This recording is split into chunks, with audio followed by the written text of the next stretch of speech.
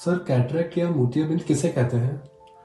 जी, मोतियाबिंद या कैटरैक्ट उसे कहते हैं जो हमारी आंख का नेचुरल लेंस है, जब वो एज के साथ धुंधला होने लगे तो उसे कैटरैक्ट बोलते हैं। जैसे उम्र के साथ हमारे बाल सफेद हो जाते हैं, ग्रे हो जाते हैं, वैसे हमारी आंख का लेंस भी है जो क्लियर से ओपेक या धुंधला हो जाता है। सर ये किस एज में होता है और इसके क्या सिम्टम होते हैं?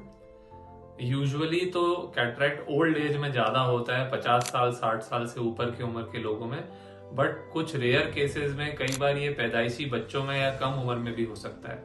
अगर किसी को आंख में चोट लगी हो, कोई पेशेंट हो जो लंबे समय तक स्टीरॉयड ड्रॉप्स यूज कर रहा हो या किसी मेडिकल कंडीशन के लिए स्टीरॉयड टैबलेट्स ले रहा हो, तो उनमें कई बार, या स्पेशली डायबिटिक्स में भी कई बार यंग एज में भी हो जाता है। तो ऐसा कोई फिक्स्ड एज हम नहीं बोल सकते, बट हाँ, usually cataract older age group 50-60 plus age group में होता है। अच्छा सर, इसके सिम्टम्स क्या होते हैं?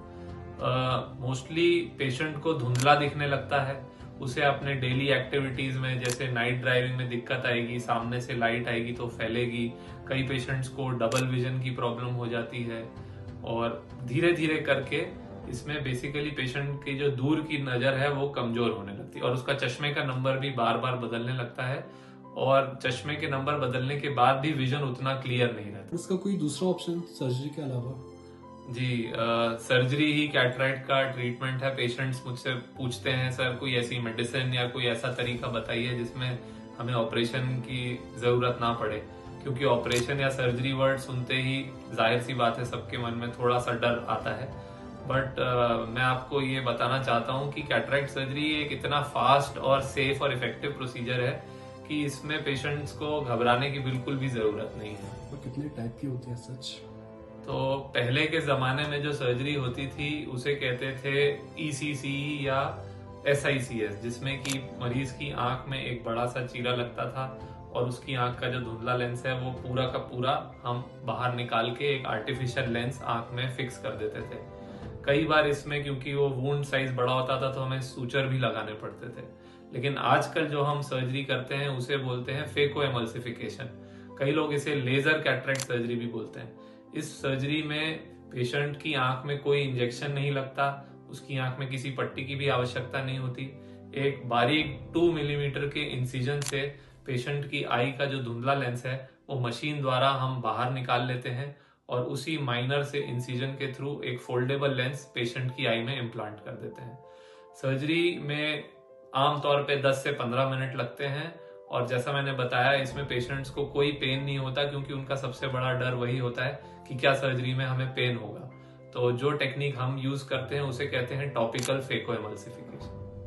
पेशेंट को काफी ज्यादा कंफ्यूजन रहता है कि कौन सा लेंस बेस्ट है उनके लिए और वो कैसे डिसाइड कर सकते हैं इसको? जी, तो आजकल बहुत से पेशेंट्स, जैसा आपने पूछा, वो यही पूछते हैं कि कौन सा लेंस बेस्ट है और कैसे डिसाइड करें। तो ये डिसीजन पेशेंट और उनका डॉक्टर मिल के लेते हैं। तो ये एक म्यूचुअल डिसीजन होना चाहिए जिसमें जो डिसाइडिंग फैक्टर्स होते हैं वो मुख्य तौर पे होता है कि पेशेंट को कैसा उसकी डेली रिक्वायरमेंट है। कुछ पेशेंट्स होते हैं जो बहुत कीन होते हैं कि हमें भाई चश्मा नहीं लगाना, हमें ना दूर के लिए ना पास के लिए चश्मा लगाना है। तो उन पेशेंट्स के लिए फिर अच्छा ऑप्शन होता है ट्राईफोकल या मल्टीफोकल लेंसेज। लेकिन इस लेंस में फायदा होने के साथ कई बार थोड़ा ड्रॉबैक भी होता है, जैसे कि नाइट ड्राइविंग जो पेशेंट्स करते हैं तो ये ट्राईफोकल लेंस से उनको थोड़ी ग्लेयर की प्रॉब्लम कई बार आती है।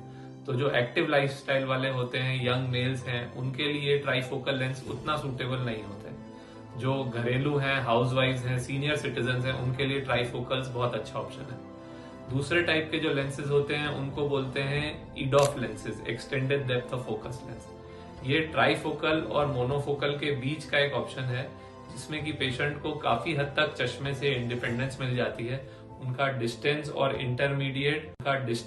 इंटरमीडिएट और थोड़ा बहुत पास का भी विजन विदाउट ग्लास अच्छा होता है। बहुत फाइन रीडिंग के लिए उनको ग्लासेस की रिक्वायरमेंट होती है। और तीसरा विकल्प होता है मोनोफोकल लेंस।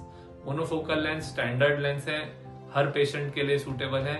इसमें क्वालिटी ऑफ विजन बहुत बढ़िया रहती है। बस हाँ, पास का कुछ काम करना है, रीडिंग राइटिंग वर्क, मोबाइल चलाना, तो आपको ग्लासेस की रिक्वायरमेंट होगी।